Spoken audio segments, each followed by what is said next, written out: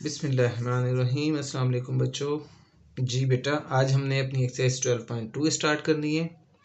और जैसा कि मैंने आपको अपने लास्ट लेक्चर में बताया था, जिसमें हमने सारे फार्मूलाज पढ़ लिए थे अरिथमेटिक मीन, मीडियन और मॉड के।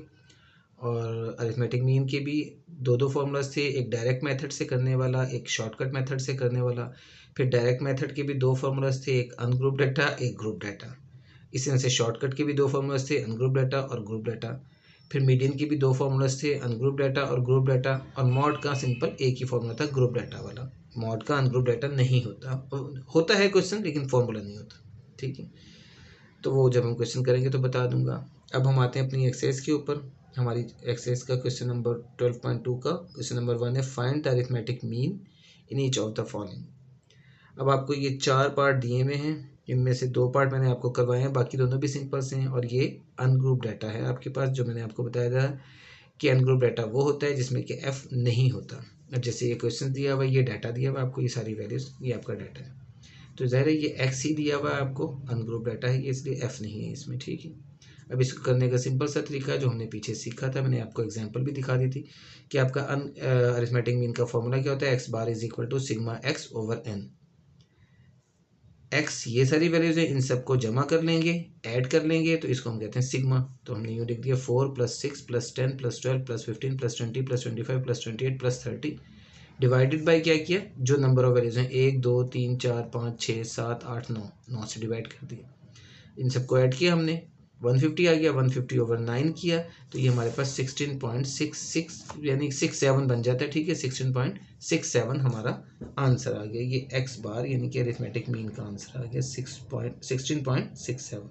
बस सिंपल सा काम। ठीक है, कोई मुश्किल चीज़ नहीं। इसी तरह से आपका सेकंड पार्ट मैंने ये किया हुआ, सेकंड पार्ट में वैल्यूज आपको दी हुई 12 18 19 0 -19 -18 -12। ये मैंने इसलिए किया क्योंकि इसमें प्लस माइनस दोनों वैल्यूज हैं, तो इसमें आप कंफ्यूज नहीं हो जाना। आपने काम वही करना है, देखें इन सब का सम करना है। आपने ये लिखा प्लस ये प्लस ये प्लस ये, फिर ये प्लस माइनस आपको पता है माइनस ही होता है ना, तो प्लस नहीं लिखेंगे आप, -19 जो वैल्यूज है -18 -12 वो लिख देंगे। अब हमने इसे ऐड किया तो ये जाहिर से होते +12 -12 +18 -18 +19 -19, तो ख़त्म होकर 0 हो गए, तो ये भी 0 ही है, तो 0 + 0 0 ही आंसर आया, तो ये 0/7 हो गया। यानी कि आप इन सबको ऐड कर लेते हैं। देखिए, ऐड का मतलब ये नहीं होता कि आपने सब्ट्रैक्ट नहीं करना, जो माइनस वाली है वो सब्ट्रैक्ट होगी, ठीक है, माइनस होगी, तो ये आपने करके 0/7 इसका आंसर बना। 0/7 का आंसर 0 ही होता है, तो एक्स बार आपका 0 आ गया। तो ये दोनों क्वेश्चन आपके बिल्कुल सिंपल से, सिर्फ एडिंग करनी है आपने और कुछ नहीं, लेकिन फॉर्मूला याद होना चाहिए, आपको पता हो कि इसका मतलब क्या है। ये डाटा दिया हुआ, आपने इन सबको ऐड करके उसकी तादाद पर डिवाइड कर दिया। बाकी क्वेश्चन नंबर इसका 3 और 4 जो है वो बिल्कुल सेम आपने फर्स्ट और सेकंड की तरह कर लेना है। ठीक है, ये देखें, ये 3 और 4 कोई मुश्किल चीज़ नहीं है। पॉइंट में लिखा हुआ है 6.5 11 12.3, आपने कैलकुलेटर से ऐड करना है इसको और इसकी तादाद पर डिवाइड कर देना, आपका आंसर आ जाएगा। ठीक है, अच्छा, सेकंड क्वेश्चन है, following are the heights in inches for of 12 students, find the median height. आज हम मीन और मीडियन दोनों चीज़ें पढ़ेंगे अनग्रुप डाटा की, ग्रुप डाटा नहीं हमने छेड़ना। ठीक है, मीन और मीडियन और मॉड भी अनग्रुप डाटा का हमने वो करना है। ठीक है, जैसे कि 1 क्वेश्चन मैंने किया, 2 भी करेंगे, 3 भी करेंगे, 4 नहीं करेंगे हम। 4 ग्रुप डाटा वाला है, ग्रुप डाटा वाले क्वेश्चन हम बाद में करेंगे, सबसे पहले हमने अनग्रुप डाटा वाले क्वेश्चन करने हैं इनके। ठीक है,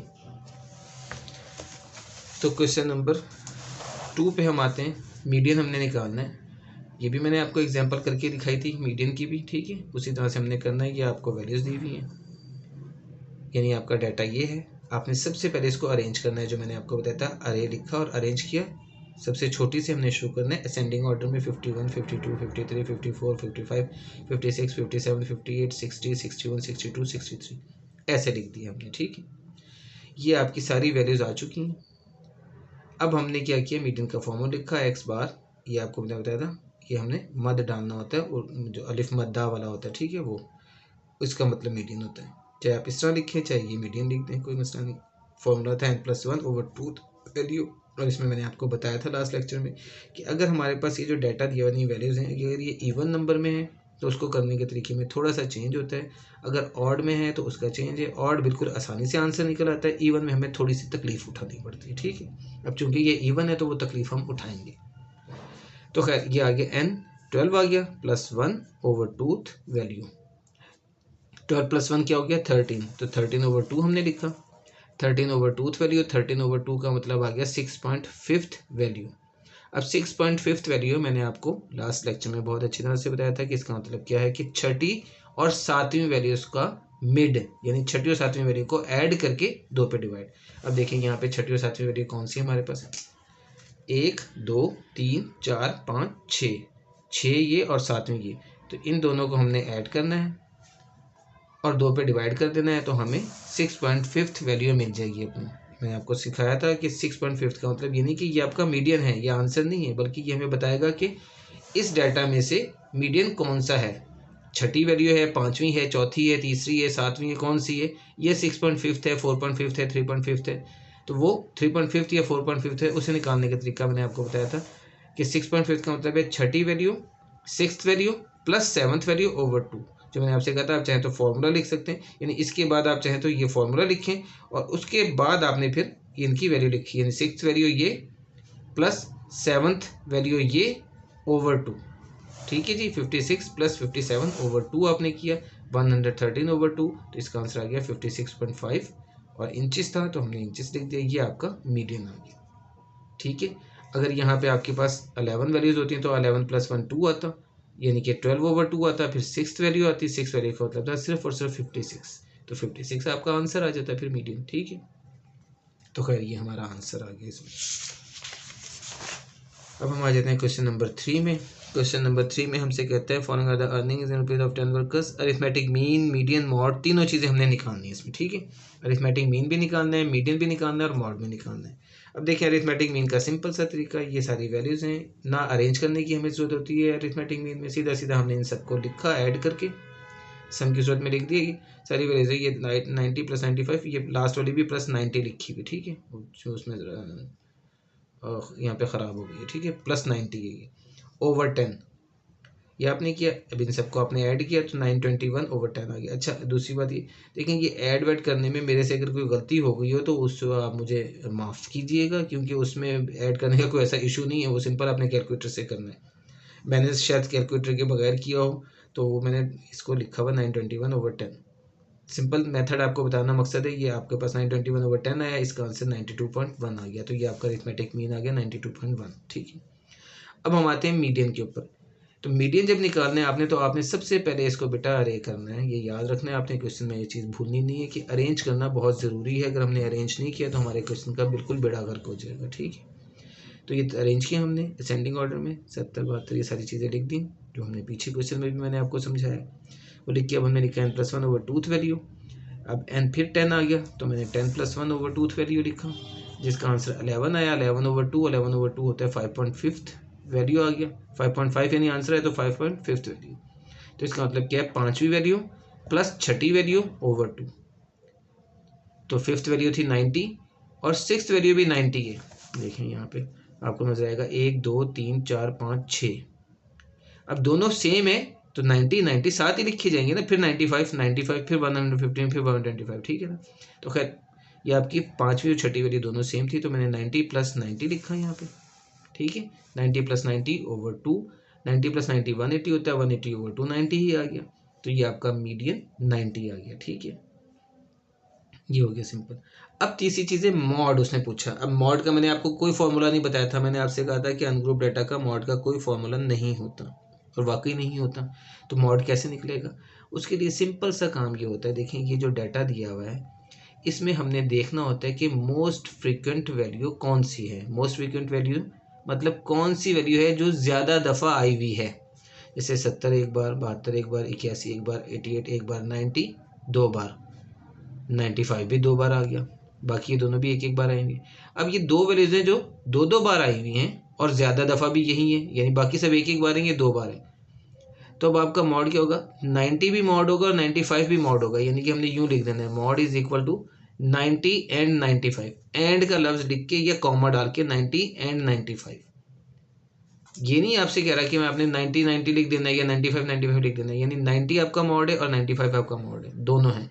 बिलफर्ज 90 3 बार आ जाता और ये 2 बार होता, तो फिर 90 ही अकेला आपका मॉड होता, यानी जो वैल्यू ज़्यादा बार रिपीट हुई होगी वो आपका मॉड है। सिंपल सा, ये मॉड का फॉर्मूला भी नहीं है, सिर्फ आंसर है। ठीक है, कि जो वैल्यू ज़्यादा बार आई हुई है वो आपका मॉड है, तो इस तरह से हम मॉड निकाल सकते हैं इजीली। अगर 95 3 बार आया हुआ था तो 95 मॉड हो जाता। अगर इसके अलावा कोई और वैल्यू जैसे कि 88 भी 2 बार आता तो फिर 88, 90 और 95 तीनों ही मॉड होते। जो वैल्यू ज़्यादा बार आई हुई और वो रिपीट हुई हुई बराबर टाइम पे, यानी कि 88 भी 2 बार, 90 भी 2 बार, 95 भी 2 बार, तो तीनों ही मॉड होंगे। ठीक है, समझ में आ रही बात ना? सिंपल सा काम है कि आपने याद रखना है कि मोस्ट फ्रिक्वेंट वैल्यू जो है, बार बार रिपीट हुई हुई वैल्यू जिसकी तादाद सबसे ज़्यादा होगी वो मॉड होगा, और अगर वो तादाद कुछ वैल्यूज़ में बराबर बराबर भी आ रही है तो वो सारी वैल्यूज़ मॉड कहलाएंगी। और बिल फर्ज जैसे कि हमारे पास ये वाला क्वेश्चन था, ये वाला। अब इसमें अगर वो मॉड पूछ ले मेरे से, इसमें कोई वैल्यू ऐसी नहीं है जो 2 बार आई हुई हो, सारी वैल्यू एक एक बार आई हुई है, यानी कोई वैल्यू ना 2 बार आई हुई है ना 3 बार। हाँ, ये बात नहीं कि 2 बार या 3 बार हो, जितनी ज़्यादा दफ़ा आ जाए कोई हर्ज नहीं है, यानी कि कोई वैल्यू 56 है, ये 6 बार भी आ जाए तो मॉड फिर 56 होगा। ठीक है, तो मोस्ट फ्रिक्वेंट वैल्यू से मुराद ये है कि जो भी वैल्यू जितनी ज़्यादा दफ़ा आई हुई है वो आपका मॉड होगा। अब यहाँ पे कोई भी ऐसी वैल्यू नहीं है कि जो रिपीट हुई हुई हो, यानी कि 2 बार भी आई हुई हो, ऐसी कोई वैल्यू नहीं है। कम अज़ कम तो 2 बार होना चाहिए ना। तो जब 2 बार भी नहीं आई हुई तो इसका मतलब ये नहीं कि सारे मॉड हैं, बल्कि इसका मतलब ये है कि हमारा मॉड इसमें है ही नहीं। तो हम मॉड का आंसर लिखेंगे नो मॉड। ज़ीरो नहीं लिख देंगे क्योंकि ज़ीरो भी एक नंबर है। ज़ीरो भी आपके पास बीच में कहीं आ सकता है ना डाटा के अंदर, जैसे कि इस क्वेश्चन में हमारे पास यहाँ पे देखें ये ज़ीरो आया हुआ ना डाटा के अंदर, तो ज़ीरो भी तो एक नंबर ही है। तो हमने mode is equal to zero नहीं लिखना, बल्कि हमने इंग्लिश में लिखना है नो मॉड, यानी कि जैसे हमने यहाँ लिखा ना मॉड इज इक्वल टू 1995, हम लिख देंगे no, NO no, MODE mode, तो नो मॉड उसका आंसर होगा। ठीक है। तो हमने इस तरह से अरिथमेटिक मीन, मीडियन और मॉड निकालने। अभी हमने शॉर्टकट मेथड अरिथमेटिक मीन का नहीं किया, डायरेक्ट मेथड हमने अरिथमेटिक मीन का भी कर लिया ग्रुप डेटा में, और मीडियन भी कर लिया और मॉड भी कर लिया। इसके बाद में हमारे पास सिर्फ अरिथमेटिक मीन का शॉर्ट फार्मूला रह गया है। शॉर्ट फार्मूला हमने करना है तो हमारे पास काम हो जाएगा। अच्छा, अब देखें आगे जो है ना, ये 4 और 5 क्वेश्चन ये मैंने अभी नहीं करने। ठीक है, मैं अब 6 क्वेश्चन पे आऊँगा। मैंने आपको बताया कि हम इसको तरतीब के साथ करेंगे, सॉरी तरतीब से हटकर करेंगे क्वेश्चंस को, लेकिन टॉपिक की तरतीब, यानी कि पहले हम अरिथमेटिक मीन करेंगे, मीडियन और मॉड फॉर अनग्रुप डाटा। ठीक है, तो ये ग्रुप डाटा वाले क्वेश्चन हैं, तो ये हम बाद में करेंगे। जब ग्रुप डाटा वाले करेंगे तो इकट्ठा सारे क्वेश्चन ग्रुप डाटा वाले करेंगे हम। ठीक है, इस तरह हमें ज़्यादा बेहतर समझ में आएगा। खैर, अब हम करते हैं 6 क्वेश्चन जो हमारा शॉर्ट फॉर्मूले से होने। इसमें लिखा हुआ 10 boys work on a petrol pump station, ये सारा लिया हुआ, उनकी वेजेस दे दी हैं ये। ठीक है, और वो कहते हैं find the arithmetic mean by short formula median and mod of their wages. Arithmetic mean निकालना है शॉर्ट फार्मूला से, बाकी मीडियन और मॉड उसी तरह से निकालने हैं जैसे हमने अनग्रुप डाटा किया, क्योंकि एफ नहीं है यहाँ पे तो मीडियन और मॉड भी निकाल लेंगे हम। लेकिन पहला काम है हमारा arithmetic mean by short formula, वो हमने समझना है। अब arithmetic mean by short formula, आपके पास जो क्वेश्चन है वो देखें आपको दिया हुआ है, मैंने लिख दिया मीन बाय शॉर्ट फार्मूला। ठीक है, अरिथमेटिक मीन यानी मीन। एक्स ये डाटा है वेजेस, ये आपके पास एक्स है 4250, ये सारी वैल्यूज जो उसने वहाँ दी हुई थी, इसको मैंने यूँ लिख दिया। जब आपने शॉर्ट फार्मूला करना है तो फिर आपको एक्स के साथ ये वाला काम नहीं करना कि जैसे यहाँ पे हमने सबको ऐड कर दिया था, जितनी भी वैल्यूज सीधा ऐड करके यूँ ओवरटर्न कर दिया। जब आपने शॉर्ट फार्मूला करना है तो फिर आपको इसको वर्टिकली लिखना है, इसी तरह से वैल्यूज को, एक्स का टेबल बनाना है ये, और टेबल बना के ये सारी वैल्यूज हमने लिख देंगी भी 1 2 3 4 5 6 7 8 9 10 वैल्यूज होंगी भी। ठीक है ना, तो हम 10 वैल्यूज को ऐड भी कर सकते थे सिंपल यूँ लिख के, लेकिन चूंकि हमने शॉर्ट फॉर्मूले से करना है इसलिए आपने टेबल बनाना है। इसमें याद रखें ये एक्स का टेबल बनेगा। इसी तरह से एक्स का टेबल यूँ भी बना सकते थे और डी भी हम यूँ बना सकते थे, लेकिन वो मुश्किल और थोड़ा कह रहे कि कन्फ्यूजन वाला काम है। ये काम ज़्यादा आसान है, एक्स आपने लिखा है ये सीधा सीधा से।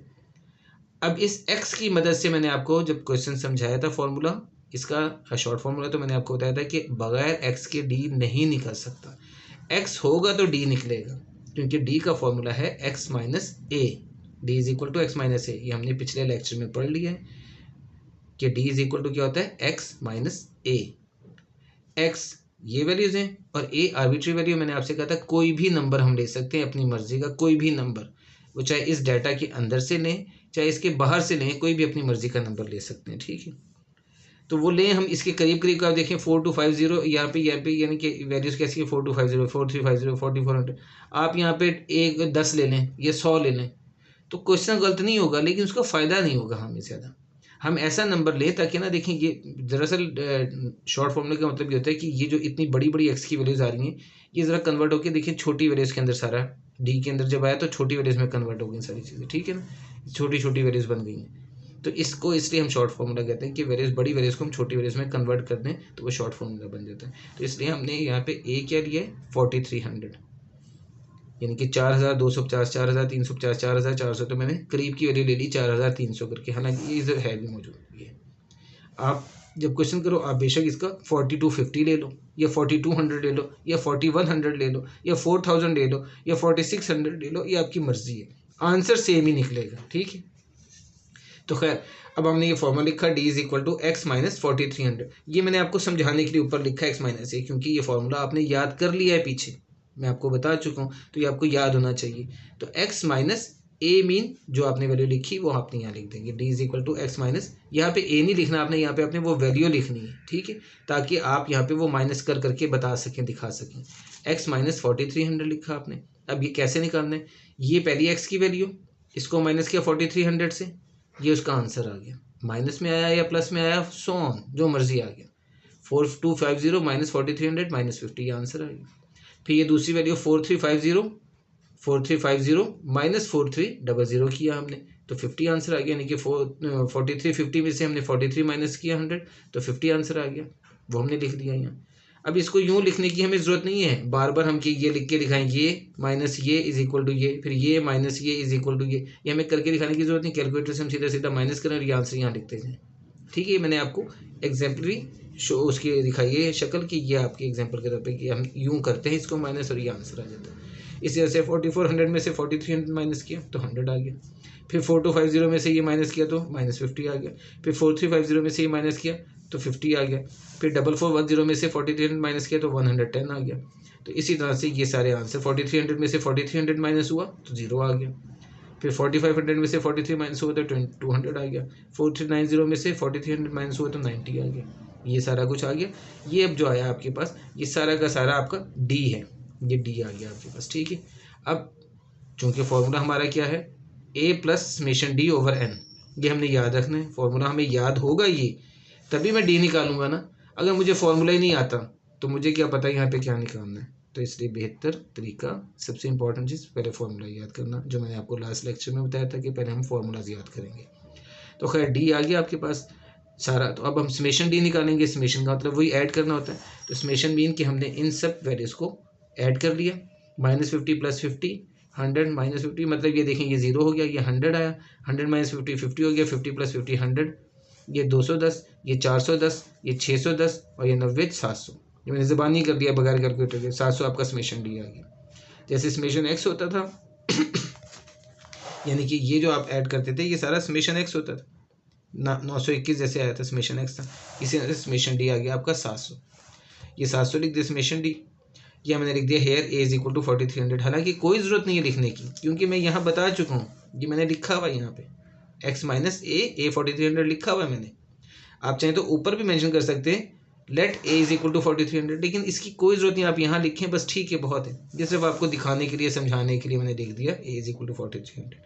अब आपने फॉर्मूला लिखा X bar is equal to A plus summation D over N, A की जगह 4300 लिखा, प्लस समेशन डी की जगह 700 लिखा, ओवर एन की जगह 10 लिखा। ये आपने इन दोनों को कैलकुलेटर से सॉल्व करोगे तब भी आपको पता है 70 आ जाएगा, मैंने कैंसिल कर दिया तब भी 70 है, तो 4300 + 70 आया, यानी 4300 + 70, तो 4370 आपका आंसर आ गया। इसमें कोई आपने एलसीएम नहीं लेना, आपने क्या करना है इसको ओवर जो भी वैल्यू, ये 700 की जगह 600 होता या 740 होता, 73 होता, जो मर्जी होता, आपने इसको इससे डिवाइड कर देना है, वो चाहे पॉइंट में आंसर आए चाहे जिस मर्जी में आए, वो इन दोनों को डिवाइड करो और वो यहाँ लिख दोगे और ये इसमें ऐड कर देंगे। अगर माइनस में होता है जैसे -700 भी आ सकता था, तो प्लस माइनस माइनस हो जाएगा, तो 4300 - 70 वो आ जाएगा आंसर, इसमें कोई ऐसा इशू नहीं है। तो खैर ये आपने सिंपल से तरीके से कैलकुलेटर से इन दोनों को डिवाइड किया और ये ऐड करके 4370 आपका आंसर दे दिया। ये आपका शॉर्ट फॉर्मूला है बस, ठीक है। इसमें हमने जो बात थी समझने वाली वो मैंने आपको बता दी, सिर्फ डी निकालना है, उसको आपने निकालने का सिंपल सा तरीका है बेटा, फॉर्मूला याद होगा आपको तो आप इजीली निकाल लोगे, लेकिन बगैर एक्स के डी नहीं निकलेगा, एक्स का होना शर्त है, ठीक है। तो जहाँ एक्स आपको नज़र ना आ रहा हो तो आपने पहले एक्स को बनाना है, वो आपको क्वेश्चन में मैं आपको बताऊंगा। जहाँ आपको एक्स नज़र नहीं आ रहा होगा तो हम एक्स कैसे बनाएंगे।